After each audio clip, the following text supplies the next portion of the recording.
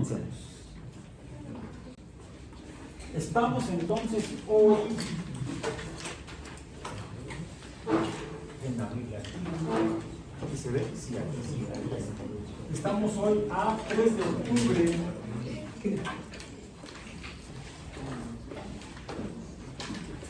de 2025 en precálculo, unidad de enseñanza-aprendizaje de la División de Ciencias Biológicas de la Salud del tronco general. Y como vimos la sesión pasada, pues en este grupo, al menos hasta la última revisión que hice de la lista, que fue antier, tenemos presentes personas inscritas en Ingeniería en Alimentos y en Hidrobiología. Entonces tenemos un grupo heterogéneo, no homogéneo. Y en ese contexto voy a tratar de orientar el aprendizaje de la temática del programa correspondiente a precálculo, cuya primera unidad, según mi programación, la programación que hice del programa, la calendarización, la organización que hice para poder abordar esta temática, comenzamos clases en esta semana 1 del trimestre 25 otoño, empezamos en octubre. El día de antier, 2 de octubre, que tuvimos la primera sesión, y el programa establece que la primera unidad es aritmética. Bien. Pero antes de abordar directamente lo que establece el programa, que sería el primer punto o tema de la unidad de aritmética, menciona el programa, lo menciona como noción de conjunto. Yo el día de antier estuve hablando más bien de la relación entre matemáticas y la biología. ¿Por qué, siendo ustedes, estando inscritos, estudiando lo necesario para obtener el título de licenciatura, a nivel de licenciatura, de ingeniería en alimentos, o la licenciatura en hidrobiología, pues tenían esos títulos a nivel de licenciatura, porque necesitan conocer lo que incluye el programa de precálculo, como la aritmética, decíamos, álgebra, teoría de conjuntos, funciones matemáticas. ¿Por qué? ¿Realmente es necesario? O como recuerdo que un compañero de la secundaria, cuando estábamos ya por terminar la secundaria, nos pasaba a la prepa o al bachillerato, y pues sabemos que hay diferentes sistemas de bachillerato en el país. En la Ciudad de México, pues hay los más tradicionales, son uno que depende del Instituto Politécnico Nacional, y otro que en aquellos años depende del... Bueno, de hecho eran dos sistemas, ahora se parecen mucho. Dos sistemas que dependen de la Universidad Nacional Autónoma de México: el sistema de preparatoria nacional y el sistema de Colegio de Ciencias y Humanidades, CCH. El del Politécnico era, en mis tiempos le llamábamos vocación, se le llamaba la vocacional. Después le cambiaron el nombre a esas escuelas de educación media superior, les pusieron Centros de Estudios Científicos y Tecnológicos. Ya no vocacional 1, vocacional 2, sino CECITS. No sé si alguno de ustedes estudió en alguno de esos sistemas. Yo estudié en una escuela particular incorporada a la UNAM con el programa de preparatoria nacional. Pero eso fue la preparatoria, ¿no? En la secundaria que vamos a terminar, pues a qué sistema de bachillerato íbamos a entrar dependía muchas veces de la carrera que querías estudiar. Por ejemplo, tradicionalmente el Politécnico ha sido muy bueno en las áreas de ingeniería y administración. En algunos casos han operado mejor que en el caso de la UNAM, y muchos que querían, no sé, por ejemplo, hay una licenciatura, de hecho, que la hay en el Poli y no hay en la UNAM, Ingeniería Aeronáutica. Entonces, si alguien de mis cuates quería estudiar Ingeniería Aeronáutica, pues iba a tener que entrar a la vocacional y no a la prepa o al CCH. Por cierto, en esos años se acaba de inaugurar el Colegio de Bachilleres. Entonces yo pensaba entrar inicialmente al Colegio de Bachilleres, finalmente no, terminé estudiando un bachillerato de prepa nacional o preparatoria de la UNAM. Y recuerdo que me preguntó, ¿qué vas a estudiar? ¿Qué quieres ser? No, pues yo quiero estudiar química. Un amigo decía, no, yo quiero ser piloto aviador, su papá era piloto de Aeroméxico. Y él finalmente fue piloto de Aeroméxico. También ya se jubiló. Y así como de rebote por otro amigo, que es piloto de Aeroméxico, más joven que yo, bastante más joven que yo, cualquiera es más joven que yo. Lo conocí por otros asuntos, le pregunté, ¿entonces estabas en Aeroméxico? Sí, sí, sí. Oye, ¿conoces a mi amigo? Si no, dice, bueno, sí lo conozco, pero con quien es mi compañero, somos pilotos juntos, es su hijo. O sea, abuelo, papá y nieto, pilotos de Aeroméxico. Si el papá es abogado, el hijo tiene que ser abogado, porque el abuelo fue abogado, por ejemplo. Hay tradiciones familiares, allá ellos, vaya con Dios José. Mi familia, mi papá no era biólogo, ni siquiera científico. Él estudió contaduría, pero nunca se dedicó a eso. Y me dejó estudiar yo lo que quisiera, nada más. Y ya que terminé la prepa, ¿qué va a estudiar? Biología. ¿Y crees que puedas vivir de eso? Pues sí, hay biólogos trabajando allá afuera. Pues, en fin. Pero en la secundaria un amigo dijo, no, yo voy a estudiar biología. ¿Y eso por qué? Es que no quiero volver a ver nada de matemáticas. Ya les comenté que yo cuando me inscribí a la UAM llevé 4 matemáticas, no 2 como es el caso del plan de estudios de ustedes. Es decir, ¿serán necesarias las matemáticas? ¿Sí revisamos el origen de la biología? Sí, ¿verdad? Las 3 teorías fundacionales de la biología. Y la primera que pusimos, la primera fue la teoría celular. La teoría celular. 2 pilares de la teoría celular mencionamos a Leeuwenhoek y a Hooke en el siglo XVII aproximadamente. Pues eso fue tallado de lentes, quizá un poco de geometría, pues ya sería matemática, porque nos describe la física que la refracción de la luz, que es lo que provocan los lentes, depende o está en función del ángulo de incidencia de la luz. Entonces, pues sí, tendrían que haber entendido al menos geometría óptica o óptica geométrica, tanto Hooke como Leeuwenhoek. Leeuwenhoek venía de una familia de comerciantes, de mercaderes de los Países Bajos, holandeses, digamos. Bueno, de hecho se llamaba Holanda, se llamaba Flandes. Flandes, el nombre original en español de esa nación. Flandes. Entonces era flandés. Flan napolitano, no era de Nápoles, era de, no sé si de antes. No, fíjense que no he leído totalmente la biografía de Hooke y no sé si tenía estudios formales de algún tipo, su familia de comerciantes. En cambio, Robert Hooke era arquitecto, quiere decir que sabía de matemáticas. Entonces quizá por eso sabía tallar lentes y hizo sus microscopios. Y así contribuyó a la teoría celular. La segunda teoría conceptual, ¿cuál es?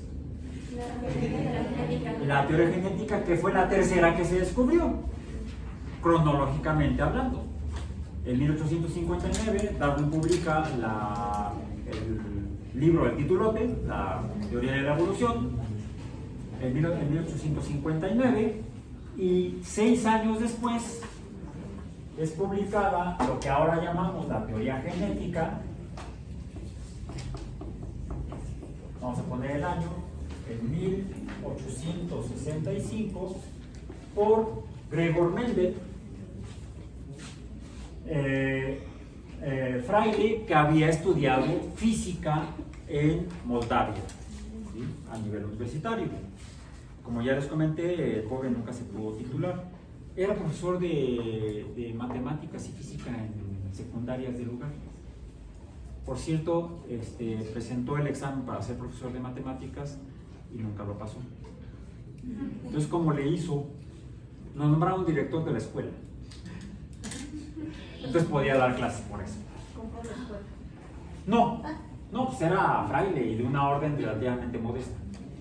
Pero la escuela estaba asociada a la orden religiosa. Entonces, por eso. Y les comenté que Mendel terminó su carrera y su vida siendo el administrador del monasterio. Entonces, esa fue brevemente unos episodios de la vida de Gregor Mendel. Entonces, la teoría genética fue publicada en 1885 por Gregor Mendel.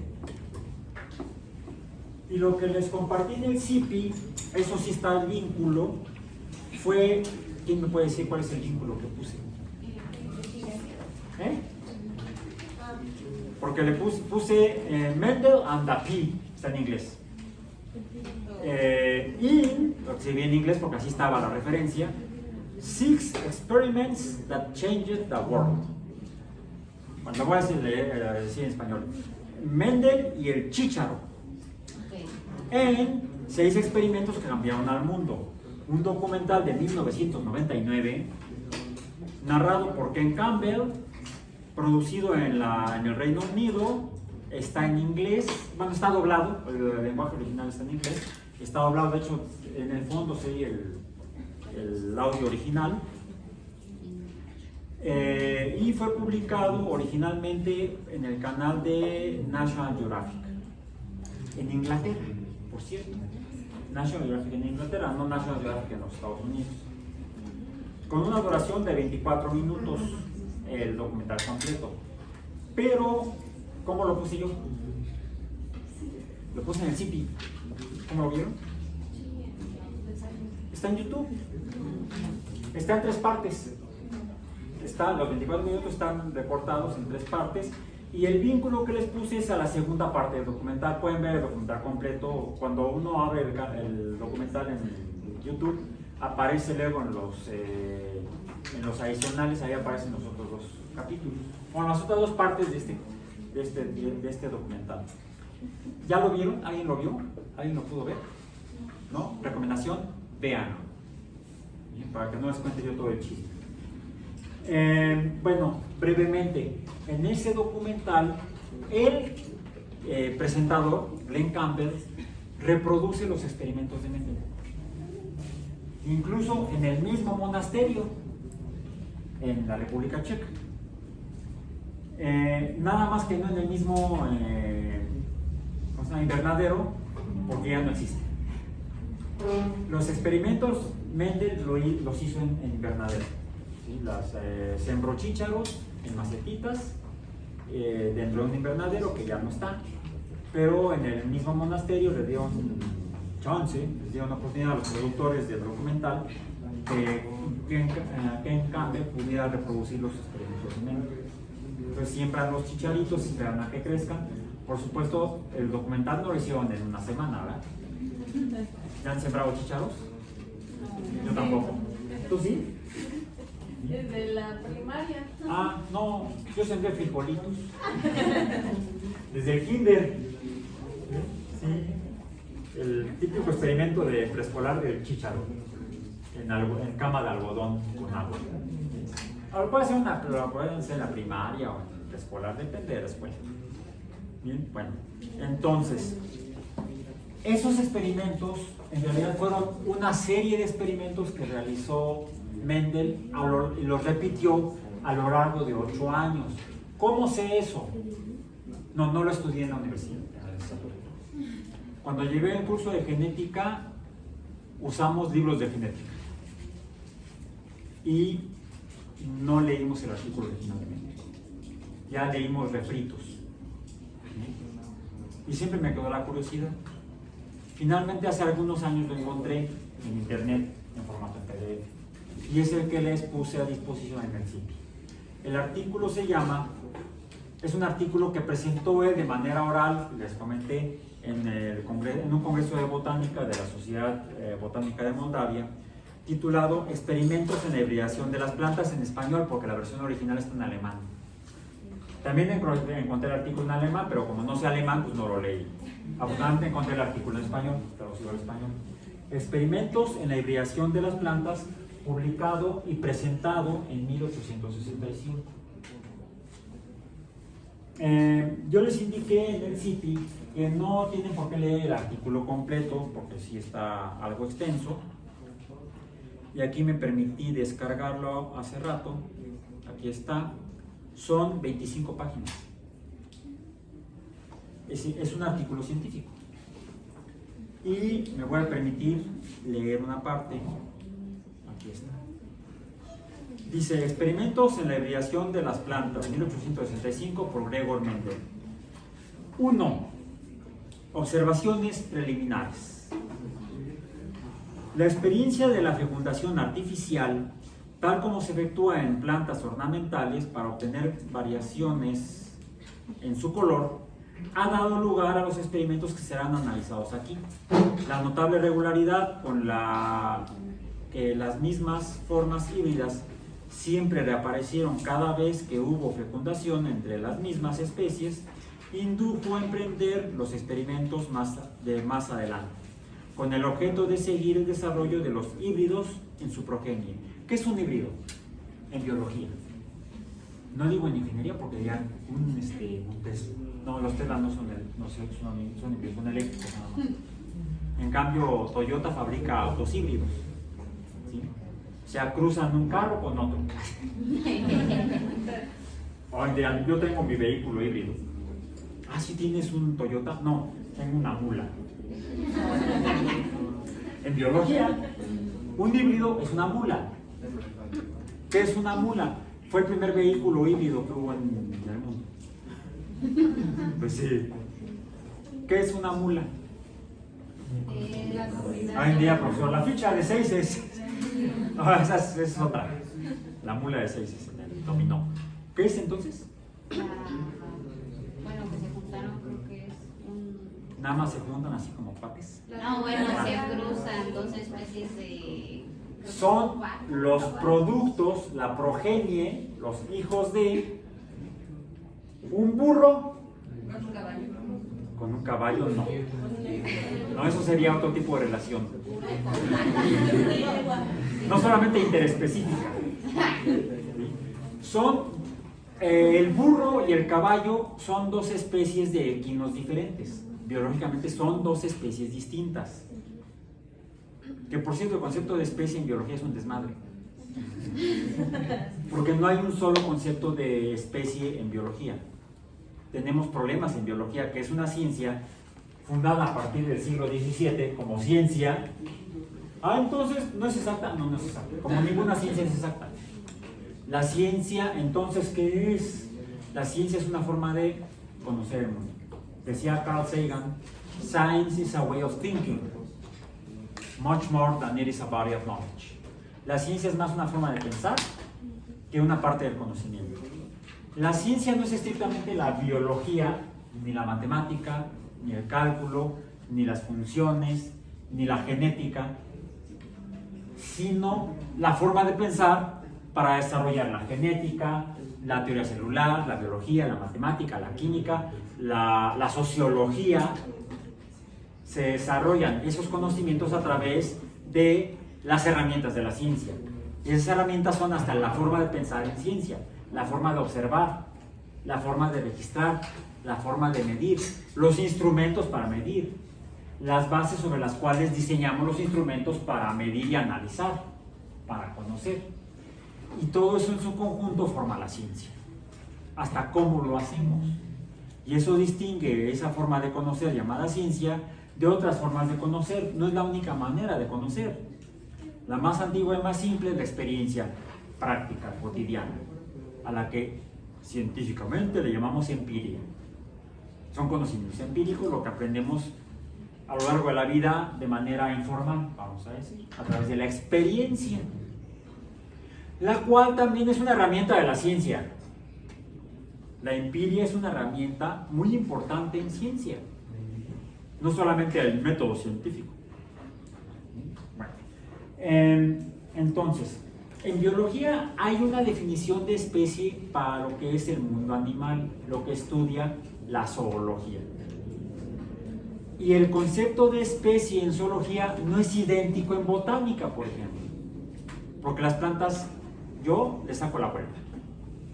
Yo los vegetales solamente en ensalada. Aunque bueno, sí estudié botánica, hice algo, pero literalmente no me gusta porque es extremadamente compleja y no me llama la atención tampoco, pero a veces tengo que estudiarla, como por ejemplo cuando vamos a hablar de chícharos. ¿Sí? ¿Por qué? Porque estamos abordando el precálculo con chícharos. ¿Qué no era con palitos y bolitas? Bueno, los chícharos son bolitas. Falta el palito. Pues puede ser el tallo de la planta de chícharo. Que por cierto, aquí lo menciona Mendel.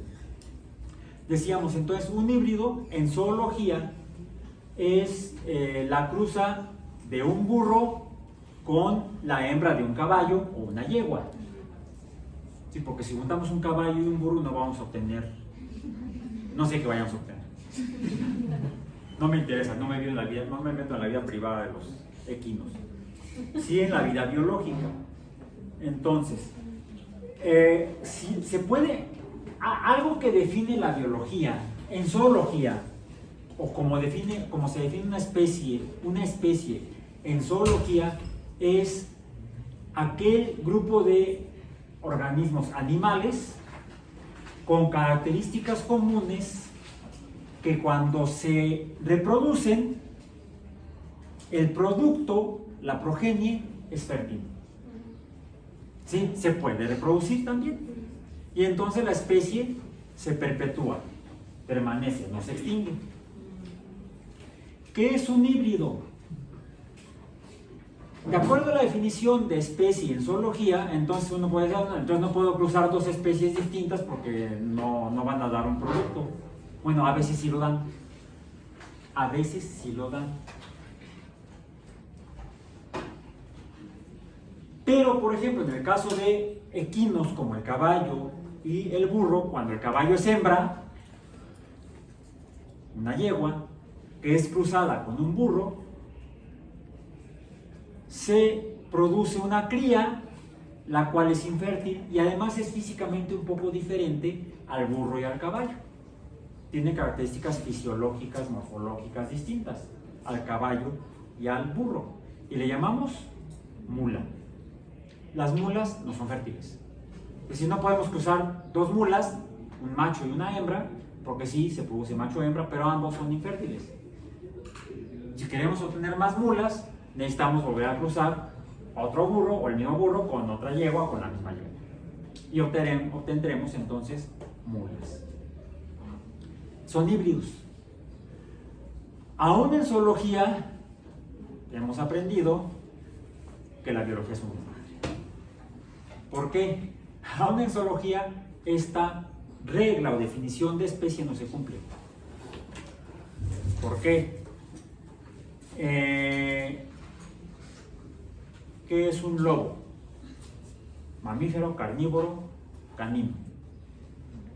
¿Sí? ¿Qué es un perro? Un lobo mutante. Un lobo mutante. Producido artificialmente por los humanos hace 30.000 años aproximadamente. ¿De veras? ¿Me juran que un pug viene de un lobo? Sí, aunque usted no lo crea. Eso lo describiría la genética mendeliana, porque lo que estudia, lo que describe es la variabilidad en la reproducción de las especies. Es tan variable la biología que de los lobos vienen los pugs, los chihuahuas, los pastores alemanes, los pastores ingleses, los pastores con queso, no son otros. En el norte le llaman tacos de trompo, aquí le llamamos taco al pastor, ¿verdad? Entonces, no. ¿Qué sucede cuando...? Entonces los perros en biología incluso me dicen que es canis domésticos o algo así. Creo que sí. No me acuerdo, soy biofísico químico, no zoólogo. Ya le saqué la vuelta. Y los lobos son canis lupus. Al menos se les llama canis lupus. Dos especies diferentes. Sí, diríamos que, la tercera teoría, la teoría evolutiva por selección natural. No debo poner los demás datos. Por Darwin y Wallace, 1859. ¿Bien? Bueno. La teoría evolutiva describe las consecuencias de la variabilidad genética. Se producen cosas diferentes a lo largo del tiempo en la reproducción. Por eso es que los humanos, a partir de lobos, pudieron obtener las razas actuales de perros. Uno pensaría que son hasta especies distintas, un pug y un, ¿qué será? Un gran danés. Son muy diferentes. El gran danés es un perro grande, de hocico largo, orejas paradas, ¿sí? Esbelto. En cambio el pug es pequeño, chato, orejas caídas. Entonces se mueren. Parece que cada respiración parece que va a ser la última. Respeto gustos, pero a mí me parece una tortura eso. No es la única raza que presenta ese tipo de problemas respiratorios. También los bulldogs, los boxers no tanto, todos los no sé qué, los de hocico corto presentan ese problema y un montón de problemas de salud. Bueno, pues sí, todos vienen a partir de la variabilidad genética, no por selección natural, sino por selección hecha por humanos, selección artificial. Se han logrado obtener todo ese montón de diferentes canis domésticos, vamos a decir, o perros. Entonces, después de 30.000 años sería posible que se hubieran diferenciado como especies, al menos incluso en el nombre así se considera. Bueno, en los últimos años la zoología se ha revisado y en particular se ha observado que se pueden cruzar perros o perras con lobos, producen progenie y la progenie, que es un perro lobo, es fértil. Sí. De ahí que la biología sea un campo de estudio tan complejo. Tan complejo que por eso muchos matemáticos no se meten a la biología. Algunos que son muy valientes y lo hacen. Ya les comenté de dos de mis colegas. Bueno, entonces, continuemos con lo que dice Mendel. Entonces termino diciendo, seguir el desarrollo de los híbridos en su progenie. Sí, Mendel trabaja con híbridos, produce híbridos, los cuales son muy comunes en la selección artificial en agricultura, por ejemplo. Para obtener nuevas variedades de plantas, se cruzan especies con especies y, por ejemplo, así surgieron las fresas. Lo cual, por cierto, fue accidental. Inicialmente las fresas se produjeron en Francia. Después, creo que fue durante el Renacimiento, o más para acá. ¿Sí? Y fue por una cruz accidental en un invernadero. Fue un accidente muy jugoso y muy fructífero. ¿Sí? Dan las frutitas de las fresas. A este objetivo, un gran número de observadores cuidadosos, como Kohlreuter, Gerner, Herbert, Letok, Bijura y otros, han dedicado parte de sus vidas con la perseverancia inagotable. Fulanito, no voy a saltar los nombres o los apellidos que menciona Mendel, especialmente en su trabajo, está en alemán, un artículo que publicó este autor, ha registrado observaciones valiosas y más recientemente otro autor publicó los resultados de algunas investigaciones profundas acerca de los híbridos del sauce. O sea, se cruzan diferentes especies o a veces variantes de la misma especie para obtener nuevas variantes. Que a estas alturas no se haya formulado con éxito ninguna ley general aplicable que gobierne la formación y desarrollo de los híbridos, difícilmente sorprenderá a cualquiera que esté familiarizado con la extensión de la tarea y pueda apreciar las dificultades con las que tienen que lidiar los experimentos de esta índole. Solo podemos llegar a un veredicto final teniendo ante nosotros los resultados de experimentos detallados hechos en plantas pertenecientes a los más diversos órdenes. Me voy a saltar una parte o varias partes. Dice: el artículo presentado a continuación recoge los resultados de un experimento así de detallado.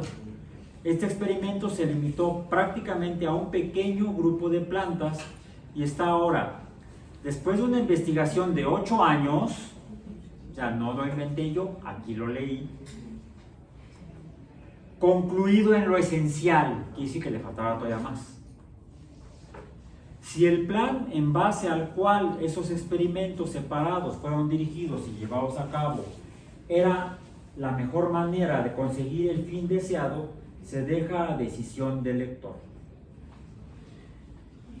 2. Selección de las plantas experimentales. El valor y utilidad de cualquier experimento está determinado por la idoneidad del material para propósito para el que es usado, por lo que en el caso que nos ocupa, no puede ser irrelevante qué plantas son sometidas a experimento y de qué manera tal experimento es llevado. La selección del grupo de plantas que servirá para experimentos de este tipo debe ser hecha con todo el cuidado posible si se desea evitar desde un principio cualquier riesgo de resultado cuestionable. Las plantas experimentales deben necesariamente, 1, poseer características diferenciadoras constantes, o sea, que se repitan, que los perros tengan orejas picudas, porque hay perros de orejas redondas. No lo sé porque no he criado perros, pero pensando en una característica que nos permitiría distinguir una raza de perro de otra raza de perro: orejas picudas, orejas redondas. 2. Los híbridos de estas plantas deben, durante el periodo de floración, estar protegidas de la influencia de todo polen externo o ser fácilmente proporcionables de dicha protección. 3. Los híbridos y su descendencia no deben sufrir ninguna alteración notable en su fertilidad en las generaciones sucesivas. Por ejemplo, no se puede hacer con yeguas y burros. Debe ser un híbrido fértil. Habla de la fecundación accidental por polen extraño, bla, bla, bla, bla. Dice: desde un primer momento se ha prestado especial atención a las leguminosas. A causa de su peculiar estructura floral, experimentos realizados en varios miembros de esta familia llevaron al resultado de que el género Pisum cumplía los requisitos necesarios. ¿Cuál es el género Pisum? Los chícharos. Porque hay diferentes especies de chícharos, las cuales menciona a lo largo del texto. Y cada especie de chícharo tiene características diferentes. Por ejemplo, él escoge Pisum sativum, que la misma especie puede presentar algunas variantes en el aspecto físico de la planta y sus productos o sus partes. Porque hay Pisum sativum, que es el chícharo común o un chícharo muy común. Puede haber plantas altas y plantas bajas. Entonces él escoge inicialmente esa característica para hacer las entrecruzas. Algunas son las flores de un tipo y algunas presentan alguna diferencia en las flores de la misma especie. Entonces también escoge esa característica. Y otras son las vainas, donde se forman donde están contenidas las semillas, que pueden presentar variaciones dentro de la misma especie de Pisum sativum. Y otro es el color del albumen de las semillas. El albumen está encapsulado en la membrana, la cápside de la membranita que encierra la albúmina, el albumen de la semilla, que es el nutriente para el embrión. ¿Sí? El embrión crece y se llega a brotar la plántula, porque se está alimentando, está nutriendo del albumen de la semilla, que es, por ejemplo, lo que nos interesa comer cuando comemos esquites. ¿Sí? Normalmente en el esquite nos dan la semilla sin el embrión. No nos dan la semilla, nos dan nada más el puro nutriente del embrión. El embrión es lo que está pegado al olote de la mazorca. Y la verdad, sabe feo y hasta se siente duro el embrión. pero eso es la planta bebé, vamos a decir. Entonces, en el caso del maíz, desechamos el embrión y nos comemos el albumen. En el caso del chícharo, pues ni se ve el embrión, nos lo comemos completito. Pobrecitos, somos asesinos de embriones de chícharo. Qué crueles somos los. Yo por eso no soy veggie. Pues sí, además no se puede defender el chícharo. En cambio, a ver, traten de comerse una vaca. De entrada te puede cuernar, ¿no? Antes de matarla tienes que esquivar los cuernos. Ok. Yo respeto. Bien. Algunas semillas el albumen es amarillento y en otras es verdoso. Y la cubierta en algunas variantes de Pisum sativum es lisa y en otras es arrugada. Quizá porque no la planchaba. Bueno, son las características que Mendel describe que va seleccionando en las entrecruces. Entonces, hace una primera fecundación artificial, toma polen de un tipo, lo pone en la planta, en la planta de tipo diferente, siembra las semillas y espera que germinen, que crezcan y que broten las semillas en la nueva planta, en las plantas híbridas, porque son cruza de variantes distintas. ¿Y qué hace después? ¿Contempla los chícharos? No, aplica matemáticas.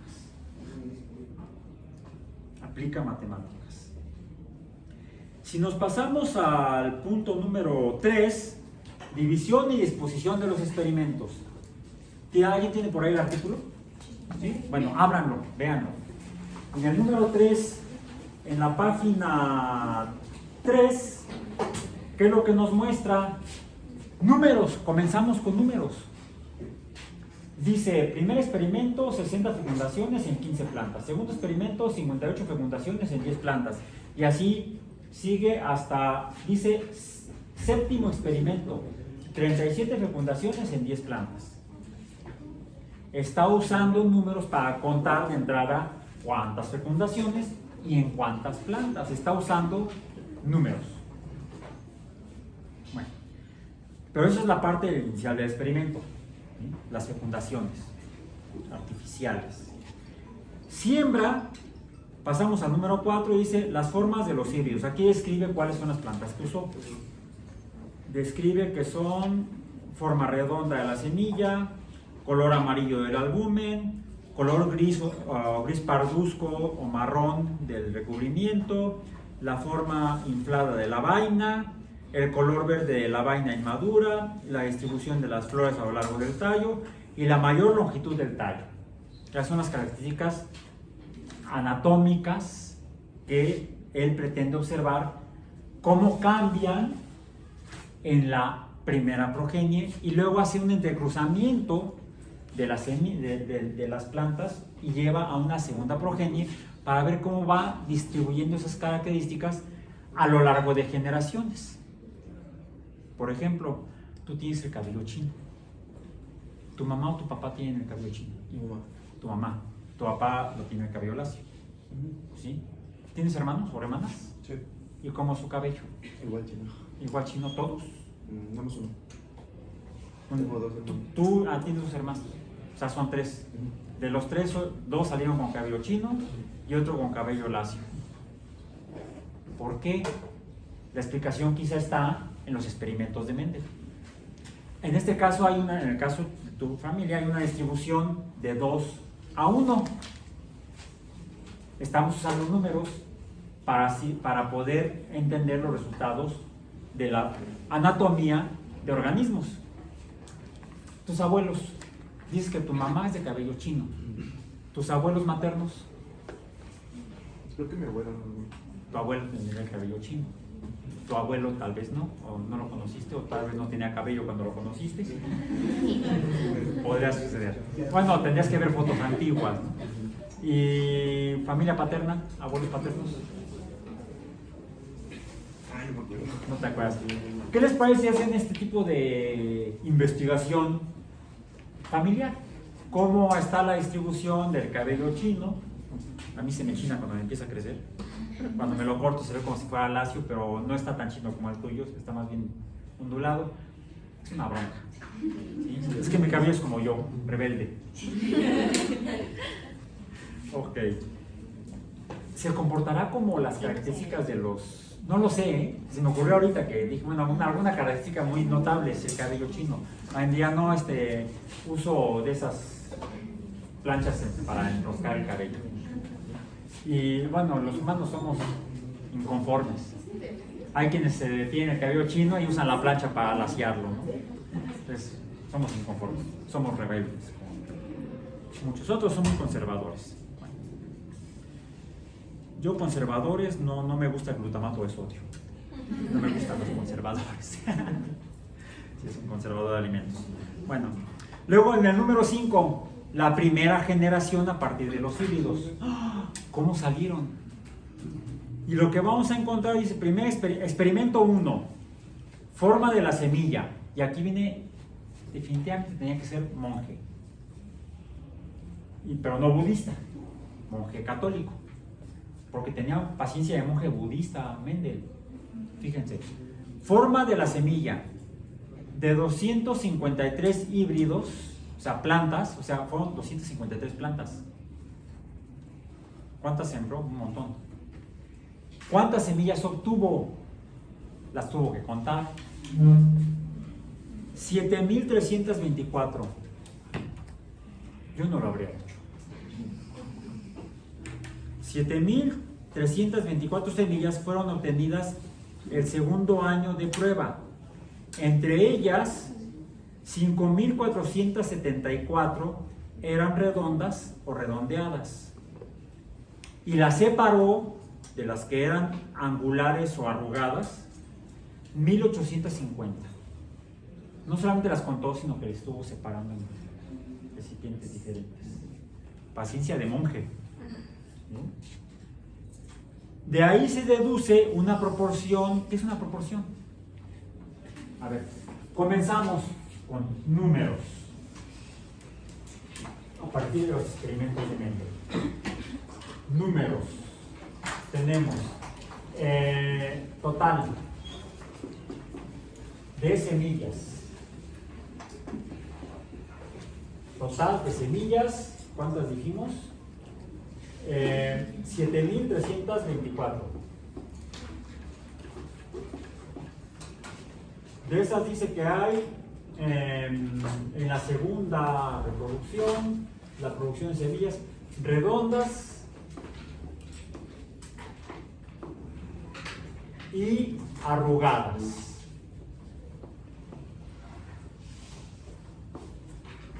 También en algunos libros de genética dice rugosas. Fue lo que yo leí en mi libro de genética cuando llevé el curso. Porque les digo, no leí este artículo. Este artículo me lo encontré hace como unos 15 años. Y el curso de genética lo tomé hace como 45 años. Todavía me acuerdo.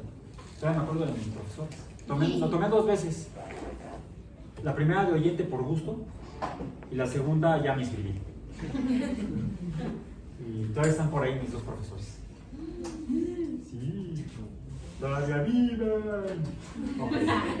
Bien, entonces 7,324 fue el total. De las redondas o lisas, también dicen los libros de genética, fueron 5,474. Y de las arrugadas, rugosas o angulares, 1,850. Bien. Aquí tenemos un tipo de números. De acuerdo a le voy a poner en otro color para que se note la diferencia. Los números fueron el registro más antiguo que tenemos del uso de números en la humanidad, en la historia de la humanidad. Data y se ubica de hace aproximadamente 5,000 años, quizá un poco más, y se ubica en Mesopotamia. es donde sabemos que ya las sociedades humanas, las primeras ciudades construidas, ya asentamientos permanentes, no nómadas, ¿sí? Por ejemplo, los creadores de los perros, que obtuvieron de los lobos a los perros, eran nómadas, principalmente en la parte norte de lo que ahora es el continente americano y de lo que ahora es el continente asiático, pero en el paso de Bering. Era el paso de Bering, ahora es el estrecho de Bering. Allá había lobos, todavía encontramos lobos en Siberia, encontramos lobos en Alaska, descendientes de los lobos de hace 30.000 años. Pero hace 30.000 años, más o menos migraban de un lado a otro, quizá buscando, siguiendo alimentos, siguiendo alces, quizá, o renos, diferentes presas de los lobos, pues iban tras las presas. Y como esos son herbívoros, les dirían veggies por ahí, son herbívoros los alces, los renos, pues su alimentación, que son plantas, la vegetación, pues depende la presencia de los cambios estacionales. Verano, invierno, primavera, otoño, etc. Eso es lo que provoca la migración de los consumidores primarios, es decir, los herbívoros. Estamos hablando de ecología de poblaciones, estamos hablando de biogeografía, qué organismos viven dónde. Entonces, en el norte de Asia, en Siberia, y en el norte de América, en Alaska, estaba la glaciación, estamos hablando de climatología. Hace 30.000 años estaba eso cubierto de hielo, el nivel de los mares había bajado, entonces se podía pasar fácilmente de Siberia a Alaska y de Alaska a Siberia. Ahí estaban esos lobos. Están los humanos y empiezan a interactuar con los lobos. Quizá algunos lobos se acercaban a comer lo que dejaban los humanos. Siempre dejamos basura por todos lados. Ya se ve que es costumbre. Sí, es algo que no hemos podido superar. Sí, cada vez lo hacemos mejor. Hacemos mejor la basura. No. Pero no había basura sintética, todo era natural, ¿eh? Restos quizá de las presas que ya entonces cazábamos. Y de hecho los lobos son carroñeros. Y también son cazadores. Dependiendo de si están en grupo, en manada, o están en solitario o en parejas, van a cazar diferentes presas. En manada pueden cazar un alce, pero una pareja de lobos no puede cazar un alce. El alce los sacaba a patadas. Son mucho más grandes y pesados los alces que los lobos, aunque los lobos grises canadienses, por ejemplo, que es una de las especies de lobo más grandes. En cambio, en manada sí pueden cazar fácilmente un alce grande. Cuando están solitarios los lobos o en pareja, suelen cazar presas más pequeñas como conejos, liebres, ratones, etc. Los humanos competían con los lobos por la cacería de presas, carne. Somos omnívoros, no solo veggies, no solo carnívoros. Y cuando finalmente aprendimos a cazar, pues en el norte cazaban el mismo tipo de presas que buscaban los lobos. Y pues es más fácil tomar el alimento si ya está que ir a cazarlo. Y como los humanos solemos dejar restos, pues probablemente algunos lobos llegaban y se acercaban a los restos. Quizá incluso aprendieron a seguir a los humanos, porque ya se ven, mira, que ellos van cazando. Entonces, ¿para qué cazamos nosotros? Mejor que cacen ellos y nos comemos lo que dejan. Y quizá algunos se acercaban todavía antes de que los humanos acabaran. Y los humanos, ¡ay, el lobo! O quizá por ahí un humano no tan temeroso de los lobos le decía, a ver, lobito, ven. Le compartía ahí quizás su alimento y quizá a través de esa interacción empezaron a convivir, quizá hasta aprendieron a ayudarse. Y entonces los humanos se dieron cuenta que los lobos no eran útiles y los lobos también que los humanos eran útiles. ¿Quién domesticó a quién? Veo a mi perro y creo que ya sé quién domesticó a quién. Llega y me da de patazos, dame mi comida. Bueno. Entonces, eso hace 30.000 años. Hace 5.000 años aproximadamente en Mesopotamia, los humanos ya desarrollaron, habían aprendido también más o menos pocos miles de años alrededor de la domesticación de animales, no solamente lobos, sino bóvidos, vacas y toros, otros artiodáctilos, etcétera, cabras, borregos, etcétera, caballos. Aprendimos a reproducir y a seleccionar artificialmente animales y también plantas. Desarrollamos la ganadería y la agricultura. Y donde ya se empieza a desarrollar de manera repetida en el mismo lugar, que tenemos evidencia verificada, es en Mesopotamia. Por ahí hay algunos lugares que se han encontrado recientemente en Turquía, que parece que son más antiguos, pero no hay suficiente información en las excavaciones que se han estado haciendo, como que faltan datos. Pero acá en Mesopotamia está comprobadísimo. ¿Por qué? Algo adicional a las evidencias de que construyeron ciudades, hay adoquines antiguos, es que se encontraron tablillas de arcilla, donde hay escritura, símbolos que algunos expertos pueden interpretar, y algunos de los símbolos no representan letras ni palabras, sino números. Y no solo números, sino relaciones entre números. A esas relaciones le llamamos operaciones. Por ejemplo, aquí podemos ver que hay evidente una operación. ¿Cuál es? Una relación entre esos tres números. Son tres números. Sí, no por solo que hay un 7, un 3, un 2, un 4, un 5, un 4, etc. No, son dígitos. ¿Sí? Porque estos dígitos están juntos y yo los interpreto como un solo número.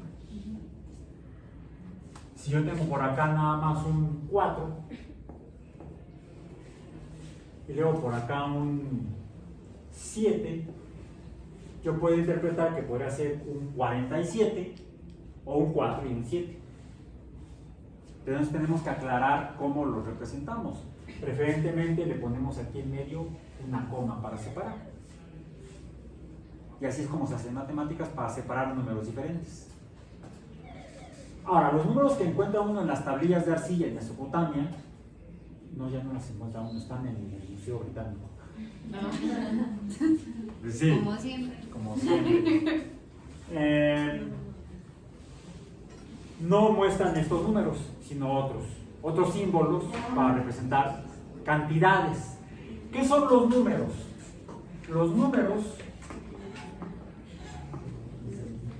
son símbolos.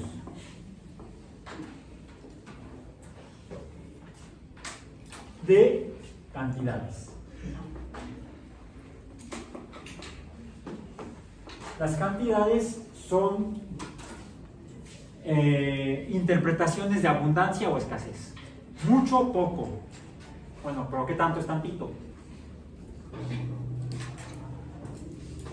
Si bien la evidencia sugiere que los primeros en usar números ya de manera formal y haciendo operaciones fueron los mesopotámicos, asirios, acadios, babilonios, ¿cuáles otros?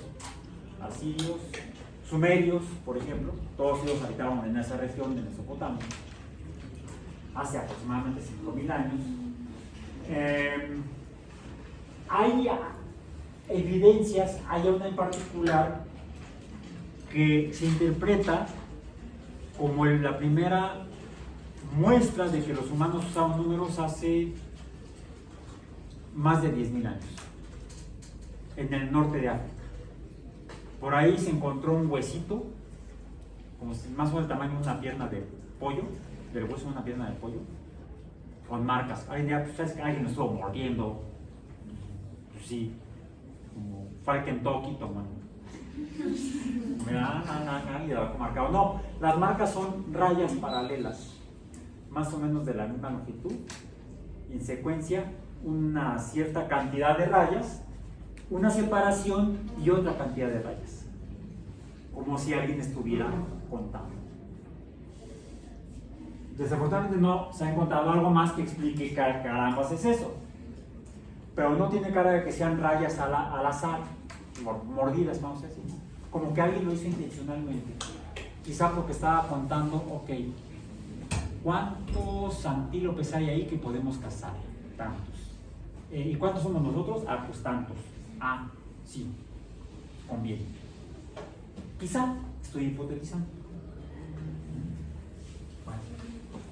Es decir, puede haber símbolos de cantidades que pueden ser desde rayas en un hueso, más o menos así, o pueden ser puntos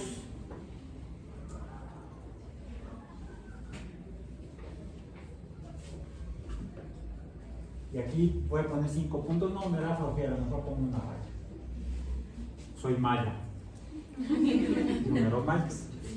¿Cuál sigue? Ahí va. Hasta, no voy a poner puntos porque se van a confundir, voy a poner comas, hasta 1, 2, 3, 4. El número 20. El sistema que usaban los mayas era vigesimal. Los romanos le hacían parecido: una raya, 2 rayas, 3 rayas, 4 rayas, una raya y una V. El número 5, una V. El número 6, una V. Esto implica una operación entre números. Al 5 le quito 1, sería 4. Al 5 le agrego 1, sería el 6. Agregar y quitar son relaciones entre números u operaciones.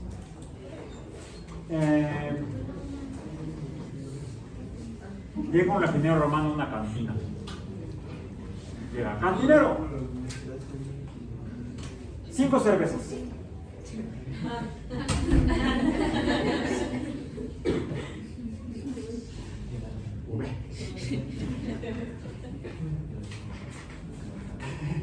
Ok. Estos números, ¿de dónde vienen? Estos serían números mayas, estos serían números africanos, estos serían números romanos. ¿Y estos son números?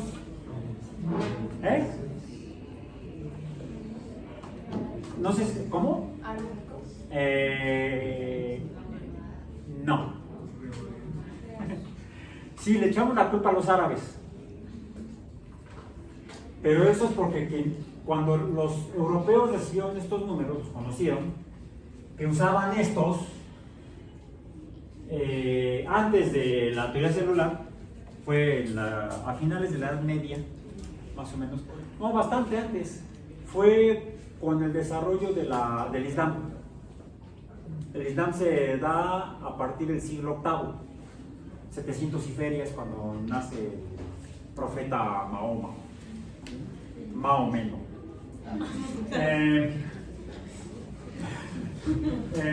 Y se desarrolla la cultura árabe, que desarrolla mucha matemática. Inventan al-Gabr, el cálculo, álgebra. Pero lo que les ayuda a avanzar así las matemáticas es que no usan los números romanos. A través de sus intercambios culturales y comerciales, tienen relación muy estrecha con la sociedad india. Y son los indios los que desarrollan esa matemática. La matemática romana es decimal, la matemática europea es decimal, o sea, cuenta de 10 en 10. ¿Sí? Desde aquí llegamos hasta, aquí sí le ponemos puntos, punto X, tache a los romanos, no, 10, luego seguiría 11 y así sucesivamente. Luego llegaremos a 20. ¿Sí? Este corresponde a este, el 20. Pero los mayas tenían otro número que no conocieron los europeos.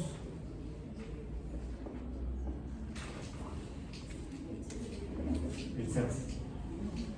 Pero este 0 no, y esta matemática no la usamos en el mundo. se perdió con la caída por cambio climático local de la cultura maya. Valió queso. Se perdió ese conocimiento matemático. Se redescubrió siglos después. No, el cero que conocemos viene de la India. Es un concepto indio, cuya matemática también es decimal. Cuentan desde 0 hasta 9. Y luego vuelven a tomar cuentan desde 0, 4, 5, 6, 7. Otra vez el 0 y le ponemos un 1. Y luego 11. Y luego le ponemos el 0 y un 2. Este corresponde a este de aquí.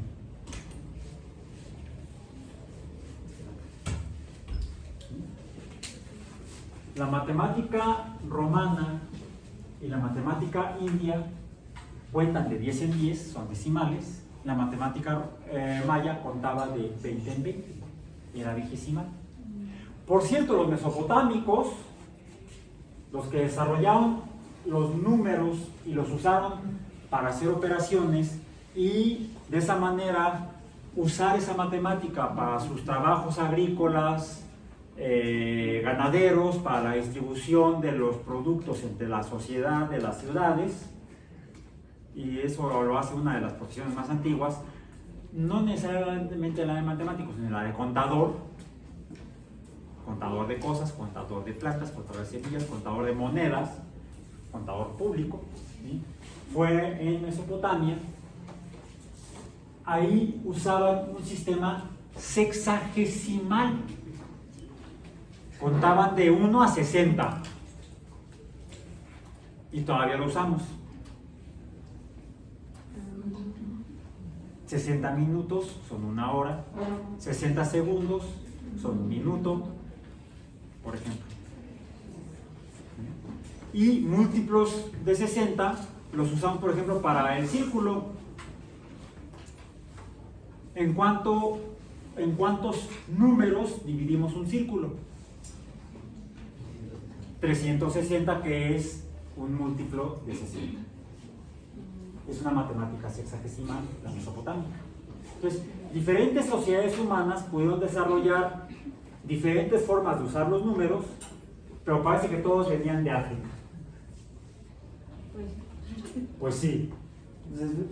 Biológicamente venimos de África, matemáticamente también. Se va diferenciando como una especie de variabilidad intelectual, ya no necesariamente genética, y una evolución divergente. Se forman diferentes especies de matemáticas, vamos a decir, dependiendo hacia dónde se van los humanos, y se separan culturalmente, se aíslan culturalmente unos de otros. En el continente americano se desarrolla una matemática que llaman con base 20, vigesimal. En la India y en Asia y en Europa se desarrolla matemática decimal de 0 a 10, no, de 1 a 10, perdón. De 1 a 10, el 0 no existe. El 0 no existe en Europa. El 0 sí lo desarrollan en la India, pero ¿cuándo? No fue hace 10.000 años, no fue hace 5.000 años. Fue hace más o menos 1.500 años. O sea, es muy reciente. Igual que los mayas, también fue hace como 1500, 1800 años, alrededor del año 300 de nuestra era, aparentemente. Entonces Maussan, los extraterrestres. No. De manera independiente, sin comunicación entre las sociedades humanas, desarrollaron el mismo concepto, el cero. Un número para representar es un símbolo. Nada. 0 representa nada. Porque, ¿qué son los números? Son símbolos para representar cantidades. Y así entonces los hemos usado por miles de años. Usamos plantas y animales desde hace miles de años. Pero la biología, el conocimiento de cómo son las plantas y los animales, lo empezamos hace apenas 300 años, menos de 400 años, 1600 y feria, cuando Leeuwenhoek y Hooke descubren las células. Y además, no solamente eso, la teoría genética, ¿cuántos años tiene? Pues no llega a 200. Y la teoría evolutiva, por ahí está también, no llega a 200 años. La biología es una disciplina humana que tiene menos de 200 años de existir como conocimiento formal. La aritmética no. La aritmética la desarrollan ya los mesopotámicos hace 5000 años. ¿Cuál aritmética? ¿Qué es la aritmética? La aritmética es la relación entre números que se agregan o que se eliminan. Adición o sustracción. Y aquí tenemos entonces una operación. ¿Cuál operación es? ¿Mande? Sustracción. Porque tengo 7324 menos, le quito a esta 7324, le quito 5474 y me quedan 1850. ¿Bien? Por cierto, estos también son símbolos, porque de manera formal esto tendríamos que escribirlo así: 7324 menos 5474 es igual a 1850. No, iguala sería igual a Guerrero. Igual a Guerrero no, la ciudad de Iguala en el estado de Guerrero. Igual a, espacio, a 1850. Y la matemática en la Edad Media en Europa así se escribía. Con palabras. Es cuando algunos matemáticos se empiezan a aburrir de tener que escribir tanto, cuando entonces empiezan a usar símbolos. Una barra horizontal significa sustracción o menos. Dos barras paralelas horizontales significa igualdad entre, en este caso, le puedo poner aquí otro símbolo. Un paréntesis abierto y cerrado. Aquí estoy aclarando que no es este número una barra, otro número y otras dos barras y luego otro número, sino que es específicamente una operación de sustracción. En sentido estricto, para que quedara perfectamente claro y sin lugar a dudas, debería poner todos estos símbolos. Ahora, los humanos desarrollaron el concepto de cantidad, lo representan a través de símbolos que son los números, y los usaban ¿para qué? Para contar lo que había en la naturaleza. Pero este tipo de conceptos, así como la biología se empieza a desarrollar, usamos los organismos quizás hasta de manera inconsciente desde que surgimos como especie biológica, porque necesitamos nutrientes, si no te vas a morir de hambre. ¿Sí? Pues tú agarrabas, comías y no sabes ni qué ni por qué. Tú cómetelo. ¿Qué es tú cómetelo? No le dicen así a su mamá. ¿Qué es esto? Tú cómetelo. No te paras hasta que no acabes. Ok. ¿Qué es? Para eso necesitaríamos generar conocimiento. Diríamos conocimiento botánico, que por cierto la botánica surge antes que la biología. Pues sí. Por ejemplo, un organizador del conocimiento biológico antes de que existiera la biología fue Linneo, sueco, médico, botánico. ¿El qué hizo? Inventó la organización del conocimiento de las plantas y de los animales, la sistemática. La sistemática la desarrolló Linneo. Siendo botánico, estudiaba plantas como médico porque las usaba como remedios para las enfermedades de los pacientes. Sin que existiera la biología, Revisen, googleenlo luego, si quieren ahorita, mejor después, cuándo vivió Linneo.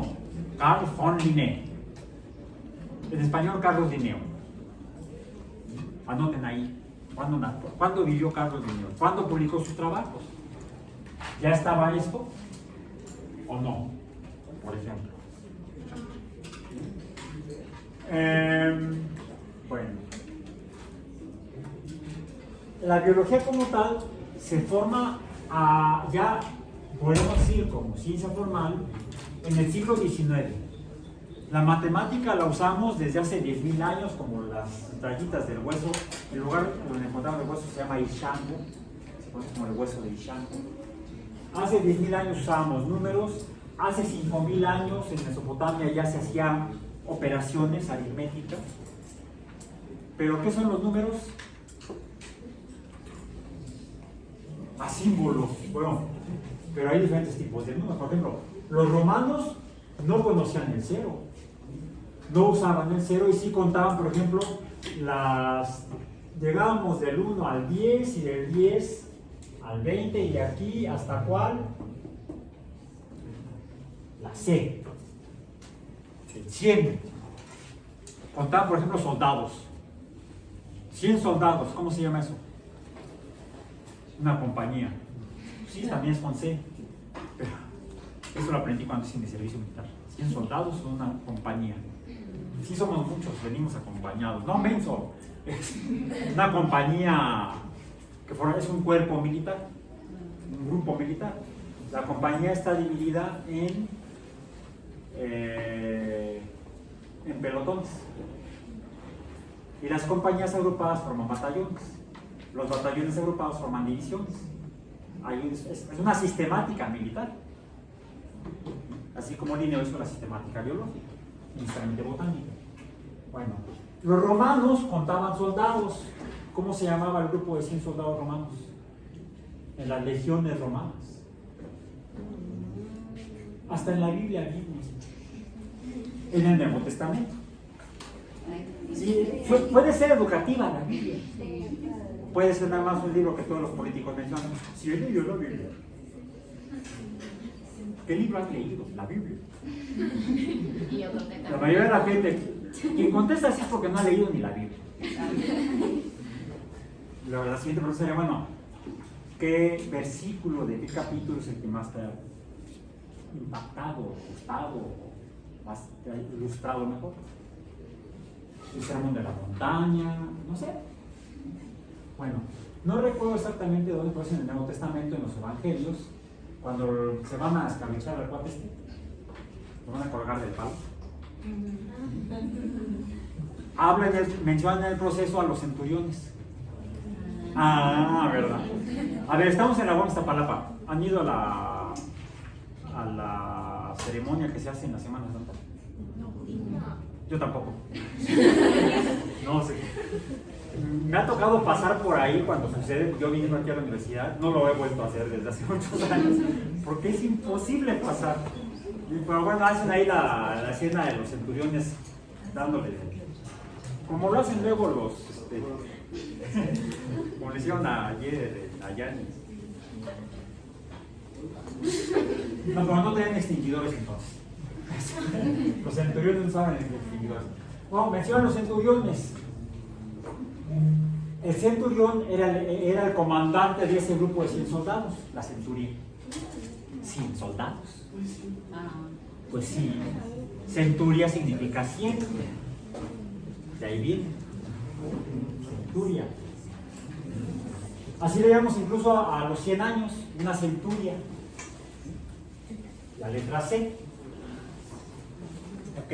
Los romanos contaban cosas, los cazadores y los recolectores hace miles de años contaban lo que comían y contaban cuántos somos, cuántos mamuts tenemos que cazar. Contaban lo que hay en la naturaleza, y eso llevó a que en el siglo XIX, misma época de Mendel y Darwin, algunos matemáticos empiezan entonces a tratar de entender qué son los números. Y ese es nuestro tema de hoy, ya que se va a acabar la hora. Pero llegamos finalmente.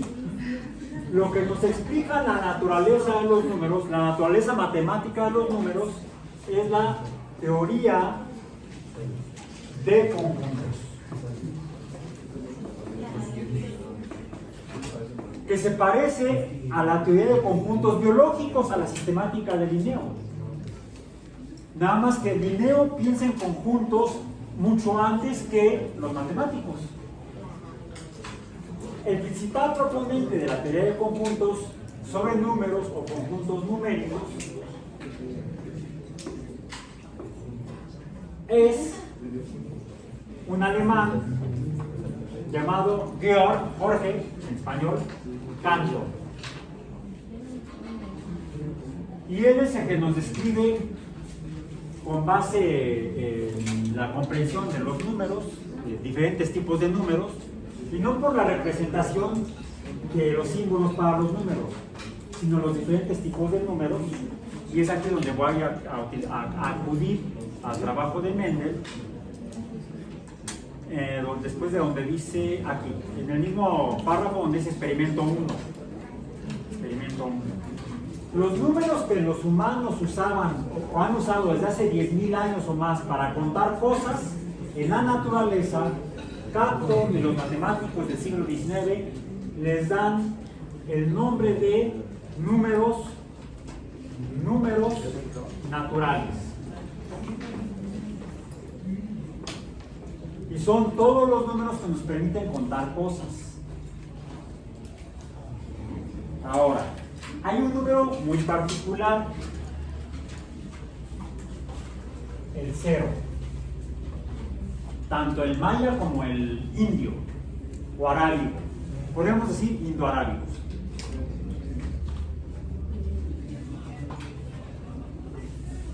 Este no cuenta nada porque no hay que contar, 0. Entonces no es un número natural. Pero lo podemos usar para representar ideas con base en números. Si es un número el 0. Pero es un número que no es natural. En teoría de conjuntos numéricos se le da la categoría o la clasificación de ser un número real. Por cierto, tenemos símbolos para los tipos de números en la teoría de conjuntos. Los números reales los representamos con una R con la patita gorda o doble raya, y los números naturales con la letra N. Si se fijan, la estoy poniendo inclinada, es como si fuera cursiva, con la patita inclinada o gorda del lado izquierdo. Entonces, esto nos va a representar, son símbolos también, que nos van a representar a los números naturales y a los números reales. Y los números naturales entonces vemos que tienen características comunes, nos permiten contar cosas. Y a eso le llamamos un conjunto numérico. Los números naturales son un conjunto de números, los que nos permiten contar cosas. Los números reales son otro conjunto de números que incluyen a los números naturales y al 0 que no es natural. Y a otros números como los que menciona Mendel al final de la página 5. En donde dice experimento 1, después de donde menciona estos números, termina diciendo, de ahí se deduce una proporción. De hecho aquí hay dos números, dos tipos de números. Vamos a sacar con Mendel para terminar, porque ya nos quedan pocos minutos. Sí, ya casi acabamos, nos quedan de hecho pocos segundos. Lo que dice que hay una proporción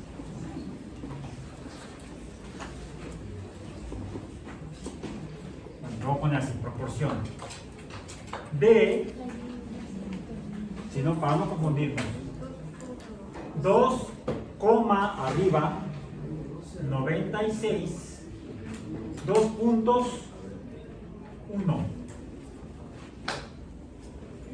Esto es un número, pero no es un número natural ni un número real, sino que nos va a dar lugar a otro conjunto de números, va a formar parte de otro conjunto de números, que son los números mayúscula con el lado izquierdo gordo, o números racionales. Viene del inglés porque, bueno, Cantor era alemán, pero otros ingleses también aportaban a la teoría de conjuntos numéricos, como John Venn con sus diagramas, como Charles Ludwig Dodson con sus diagramas y otros conceptos, mejor conocido como Lewis Carroll. ¿Les suena? Googleé después Lewis Carroll. Lewis Carroll. Ya. ¿Cuál?